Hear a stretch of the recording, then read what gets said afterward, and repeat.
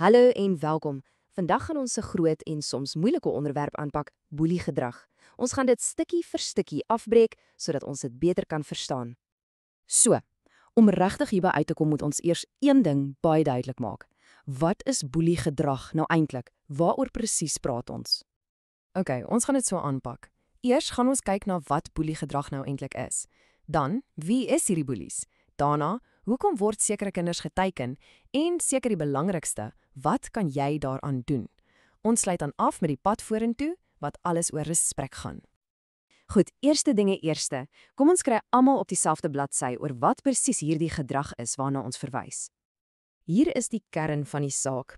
Daai twee woorde is absoluut krities, herhaaldelik en doelbewus. Dis nie 'n eenmalige fout of 'n ongeluk nie, jy sien. Dis 'n patroon van iemand wat opsetlik seergemaak word. En weet jy, dit lyk nie altyd dieselfde nie. Ja, natuurlik kan dit fisies wees, soos slaan, maar is ook daai goed soos om vir iemand te laag, lelike name te noem of kinderstories te versprei. En selfs om iemand doelbewus uit 'n groep te los of heeltemal te ignoreer. Ja, dit is ook boeliegedrag. Nou dat ons weet wat dit is, kom ons kyk 'n bietjie dieper. Hoekom doen mense dit? En hoe het dit verander in vandag se wêreld? Dit is so belangrik om te probeer verstaan dat boelies dikwels self met iets sukkel. Hulle soek dalk mag of hulle wil gewild wees of miskien hanteer hulle hul eie probleme en frustrasies op 'n regtig slegte manier. Maar, en dis 'n groot maar, dis 'n verduideliking, nooit 'n verskoning vir die gedrag nie. En deesdae is daar 'n hele nuwe arena vir boelies, né? Die aanlyn wêreld, cyberboelie. Dis wanneer tegnologie soos fone en sosiale media gebruik word om iemand oor en oor te tuister. En dis waar dinge regtig anders raak. Kyk hierna. Tradisionele boeliegedrag gebeur gewoonlik op 'n spesifieke plek, soos by die skool. Cyberboelie, dit kan enige tyd, enige plek gebeur, 24/7.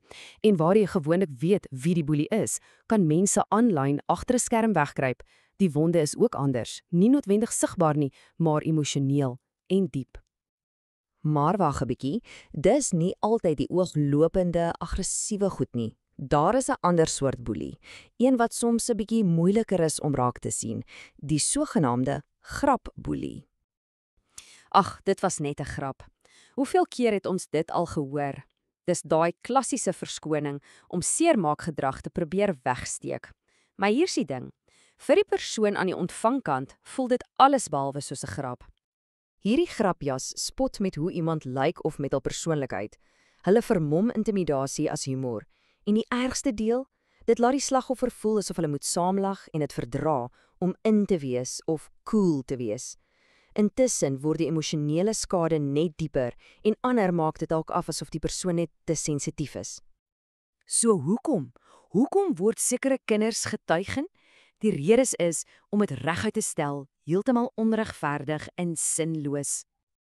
Dit kan vir enigiets wees, vir hulle skoolpunte byvoorbeeld, of hulle nou die beste in die klas is of dalk 'n bietjie sukkel. Of dit kan wees vir hoe hulle lyk, jy weet, hulle fisiese voorkoms of hulle gewig. Soms word mense geteiken vir wie hulle is, vir hul seksuele oriëntasie of geslagsidentiteit. En ja, hartseer genoeg, selfs vir hul ras of geloof.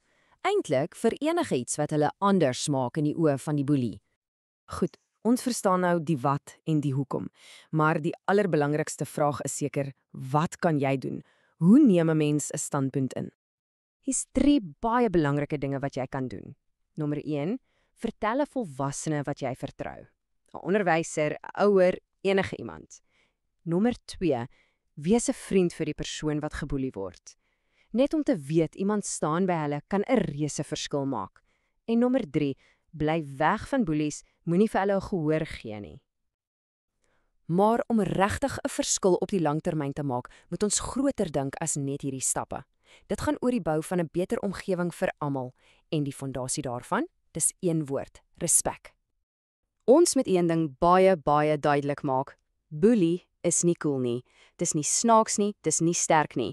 Daar is absoluut niks indrukwekkends daaraan om iemand anders af te kraak nie. So, hoe verander ons dinge? Wel, dis eintlik redelik eenvoudig. Behandel almal met respek.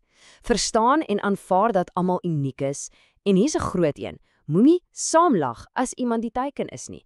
As ons almal saamwerk, kan ons skole en gemeenskappe veilige plekke vir almal maak. So, ek los jou met hierdie gedagte. Wat is daai een klein dingetjie wat jy vandag kan doen om 'n verskil te maak? Want dis waar dit begin. Nie met 'n reuseplan nie, maar met een klein goeie daad.